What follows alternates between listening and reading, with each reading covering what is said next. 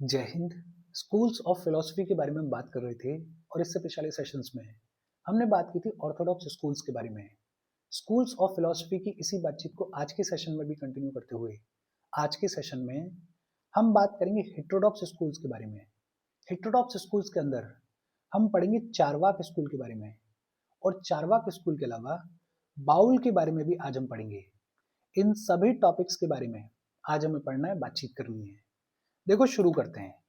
Basic introduction के तौर पर अगर बात करें तो हमें इतना ऑलरेडी पता है कि ये जो हेटेरोडॉक्स स्कूल है ये वेदास की अथॉरिटी में बिलीव नहीं करता है, ये वेदास की ओरिजिनलिटी में बिलीव नहीं करता है। ये जो हेटेरोडॉक्स स्कूल है इसने गॉड के एग्जिस्टेंस को भी क्वेश्चन किया। ये जो हेटेरोडॉक्स स्कूल है इसको नास्तिक स्कूल भी बुलाया जाता है। क्यों बुलाया जाता है? बिकॉज ये जो हेटेरोडॉक्स स्कूल है ये वेदास की अथॉरिटी में बिलीव नहीं करता है, ये वेदास की ओरिजिनलिटी में बिलीव नहीं करता है। ये जो हेटेरोडॉक्स स्कूल है इसने गॉड के एग्जिस्टेंस को भी क्वेश्चन किया। ये जो हेटेरोडॉक्स स्कूल है इसके अंदर 5 मेजर सब स्कूल्स देखने को मिलते हैं। कौन कौन से 5 मेजर सब स्कूल्स देखने को मिलते हैं? एक देखने को मिलता है बुद्धिज्म, दूसरा देखने को मिलता है जैनिज्म, तीसरा देखने को मिलता है अजनास, चौथा देखने को मिलता है अजीविकास, और पांचवा देखने को मिलता है चारवाक स्कूल। 5 मेजर सब स्कूल्स हेटेरोडॉक्स स्कूल के अंदर देखने को मिलते हैं। कौन कौन से? एक देखने को मिलता है बुद्धिज्म, दूसरा देखने को मिलता है जैनिज्म, तीसरा देखने को मिलता है अजनास, चौथा देखने को मिलता है अजीविकास, और पांचवा देखने को मिलता है चारवाक स्कूल। ये जो बुद्धिज्म है, जैनिज्म है, अजनास है और अजीविकास है, इनके बारे में ऑलरेडी हमने इससे पिछले सेशंस में पढ़ा हुआ है। आज हम बात करेंगे चारवाक स्कूल के बारे में। ये जो चारवाक स्कूल है इसको लोकायत फिलॉसफी भी बुलाया जाता है। चारवाक स्कूल को ही लोकायत फिलॉसफी भी बुलाया जाता है। ये जो चारवाक स्कूल है इसके फाउंडर कौन है? इसके फाउंडर है Brihaspati. Brihaspati is the founder of Charvaka school. और ये जो चारवाक स्कूल है it is one of the earliest schools to develop a philosophical theory. Philosophical theory develop करने वाला one of the earliest school है Charvaka school. In fact Charvaka school का जो मेंशन है वो हमारे वेदों में देखने को मिलता है, और वेदों के अलावा जो बृहद अर्यंक उपनिषद है उसके अंदर भी चारवाक स्कूल का मेंशन देखने को मिलता है। ये जो चारवाक स्कूल है ये बात करता है मटेरियलिस्टिक व्यू के बारे में। चारवाक स्कूल जो है वो मटेरियलिस्टिक व्यू के बारे में बात करता है। आमतौर पे आपने एक स्टेटमेंट सुना होगा जो कि चारवाक स्कूल के लिए कहा जाता है कि कर्ज लो, घी पियो और मौज करो, कोई टेंशन लेने की जरूरत नहीं है। तो ये जो चारवाक स्कूल है ये मटेरियलिस्टिक व्यू के बारे में बातचीत करता है। अभी हम बात कर रहे थे कि ये जो चारवाक स्कूल है इसको लोकायत फिलॉसफी भी बुलाया जाता है। ये जो टर्म है लोकायत, इसका लिटिल मीनिंग क्या होता है?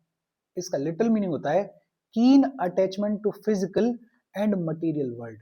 वर्ल्ड का मतलब लोक।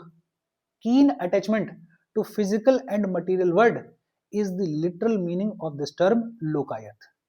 ये जो चारवाक स्कूल है इसका ये कहना है कि देखो, सिर्फ यही एक दुनिया है, यही एक लोक है, यही एक वर्ल्ड है, इसके बियॉन्ड कुछ भी नहीं है।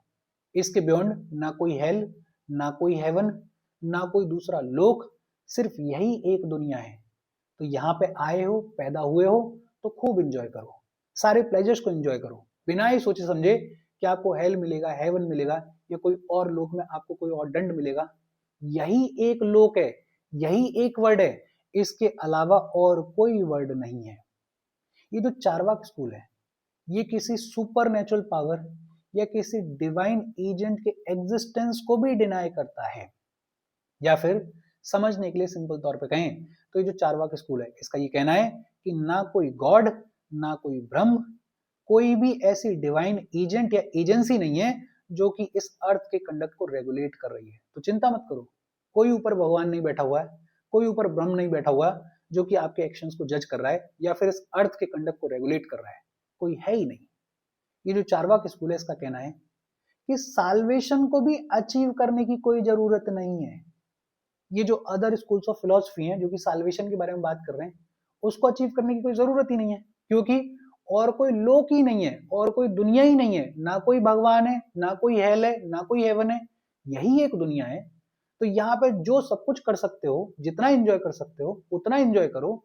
साल्वेशन के पीछे मत भागो, ये मेडिटेशन और ये दुनिया को छोड़ना, रिनंसिएशन, उस सब के पीछे मत भागो। साल्वेशन को अचीव करने की कोई जरूरत ही नहीं है। ये जो चारवाक स्कूल है, इसने कहा कि गॉड नाम की चीज तो कोई है ही नहीं। और ये जो चारवाक स्कूल है, इसने प्रीस्टली क्लास के अगेंस्ट में भी आर्ग्यू किया। चारवाक स्कूल का ये कहना था कि ये जो ब्राह्मण लोग हैं, इनको गिफ्ट मिलते रहे, इनको दान दक्षिणा मिलती रहे, इसलिए ब्राह्मण लोगों ने ये लंबे चौड़े फॉल्स रिचुअल्स क्रिएट किए हैं, मैन्युफैक्चर किए हैं।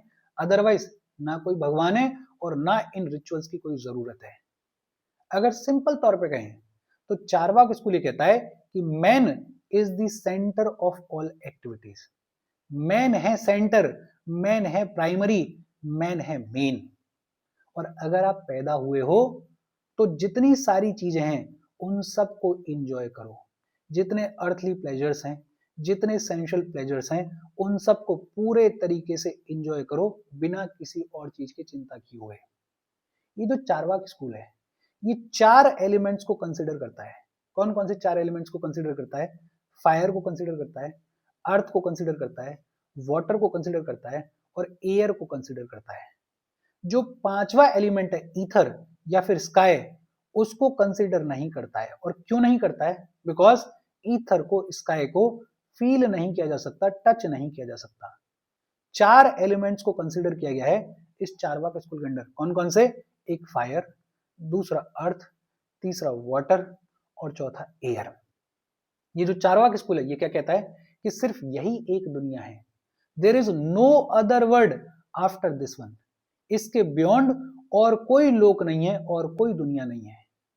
जब आपकी डेथ होती है तो फिर सब एंड हो जाता है, सब खत्म हो जाता है। फिर कोई कर्म नहीं जा रहा आपके साथ में, फिर कोई हेल नहीं है, कोई हेवन नहीं है, कोई भगवान नहीं है जो कि आपके एक्शंस को जज करेगा। तो ये जो चारवाक स्कूल है, ये कहता है कि अल्टीमेट ऑब्जेक्टिव क्या है? अल्टीमेट ऑब्जेक्टिव है प्लेजर। अगर पैदा हुए हो तो जितना एंजॉय कर सकते हो जीवन को उतना एंजॉय करो। जिस तरीके से एंजॉय कर सकते हो उस तरीके से एंजॉय करो। ये जो चारवाक स्कूल है, ये बात करता है about the theory of eat, drink and B Mary. खाओ पियो मौज करो, कर्ज लो, घी पियो, मौज करो और जितना प्लेजर एंजॉय कर सकते हो उतना प्लेजर एंजॉय करो। ये जो चारवाक फिलॉसफी है, ये काफी सिमिलैरिटीज दिखाती है कम्युनिज्म के साथ में। फॉर एग्जाम्पल, चारवाक स्कूल क्या कहता है कि ये जो रूलिंग क्लास है, इसने ये जो कॉमन मैन है, इसको डराने के लिए, ताकि इस पर रूल किया जा सके, ये भगवान मैन्युफैक्चर किया, ये रिचुअल्स मैन्युफैक्चर किए। ये रूलिंग क्लास का मैन्युफैक्चर किया हुआ, गड़ा हुआ पूरा संसार है। अदरवाइज इसके बियॉन्ड ना कोई भगवान, ना कोई दूसरा लोक, ना कोई दूसरी दुनिया, ना कोई हेल, ना कोई हेवन। बेहद सिंपल। चारवाक स्कूल क्या कहता है? अगर 2 लाइन में पूरी बात को समअप किया जाए तो चारवाक स्कूल ये कहता है कि देखो, यही एक दुनिया है और इसके बियॉन्ड और कोई दुनिया नहीं है, कोई और दूसरा लोक नहीं है, कोई हेल नहीं है, कोई हेवन नहीं है, कोई भगवान नहीं है, कोई ब्रह्म नहीं है। और अगर पैदा हुए हो तो जितना एंजॉय कर सकते हो उतना एंजॉय करो, पूरे तरीके से एंजॉय करो, सारे प्लेजर्स को एंजॉय करो बिना किसी और चीज की चिंता किए हुए। ये जो चारवाक स्कूल है, इसके फाउंडर कौन है? इसके फाउंडर है बृहस्पति। बेहद सिंपल और इजी सी बातचीत है। होपफुली आपको समझ में आया होगा। हम आगे बढ़े उससे पहले वीडियो पे लाइक के बटन को दबा दो। लाइक दबाना जरूरी है बिकॉज यूट्यूब ऐसे ही फंक्शन करता है। जब आप वीडियो पे लाइक के बटन को दबाते हो तो यूट्यूब वीडियो को कंसिडर करता है और थोड़ा सा पुश कर देता है। तो लाइक का बटन दबा दो, शेयर कर दो अपने सोशल मीडिया हैंडल्स पे, व्हाट्सएप वगैरह पे अपने फ्रेंड्स को। जो भी लोग इसमें इंटरेस्टेड हैं, इससे रिलेटेड पढ़ाई कर रहे हैं, उनको शेयर कर दो। अगर चैनल को सब्सक्राइब नहीं किया है तो फॉर श्योर चैनल को सब्सक्राइब कर लो। और अगर आप केपेबल हो, हेल्प करना चाहते हो, तो आप हमें हेल्प कर सकते हो by clicking on the join button, या फिर आप कंट्रीब्यूट भी कर सकते हो क्यूआर कोड को स्कैन करके। अच्छा, ऑर्थोडॉक्स स्कूल्स की कहानी क्या रही और हेटेरोडॉक्स स्कूल्स की कहानी क्या रही, उस सब के बारे में हमने पढ़ लिया, बातचीत कर ली। किताब में एक और मिस्टिक फिलॉसफी के बारे में बात की गई है जिसको बुलाया जाता है बाउल। बाउल्स का मतलब क्या होता है?